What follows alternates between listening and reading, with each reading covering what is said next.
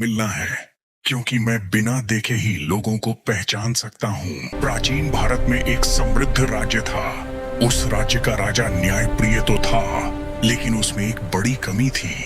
वह लोगों का सम्मान उनके कपड़ों और रूप देखकर करता था। एक दिन एक गरीब किसान फटे कपड़ों में राज दरबार पहुंचा।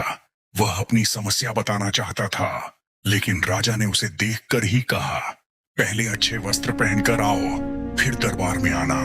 किसान अपमानित होकर लौट गया। कुछ दिनों बाद एक अंधा साधु उस राज्य में आया। साधु के कपड़े भी साधारण और पुराने थे।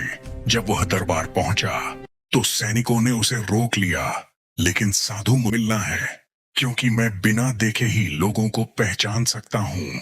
यह बात सुनकर साधु को दरबार में बुलाया गया। राजा ने आश्चर्य से पूछा, तुम अंधे होकर भी लोगों को कैसे पहचान लेते हो? साधु शांत स्वर में बोला, महाराज, मनुष्य की पहचान उसके वस्त्रों से नहीं, उसके व्यवहार से होती है। जिस राजा का व्यवहार विनम्र होता है, वही सच्चा राजा होता है। राजा को तुरंत उस गरीब किसान की याद आ गई। उसे अपनी गलती का एहसास हुआ। अगले ही दिन राजा ने उस किसान को बुलाया और उसका सम्मान किया। उस दिन के बाद राजा ने प्रण लिया, वह कभी किसी का सम्मान उसके कपड़ों से नहीं करेगा,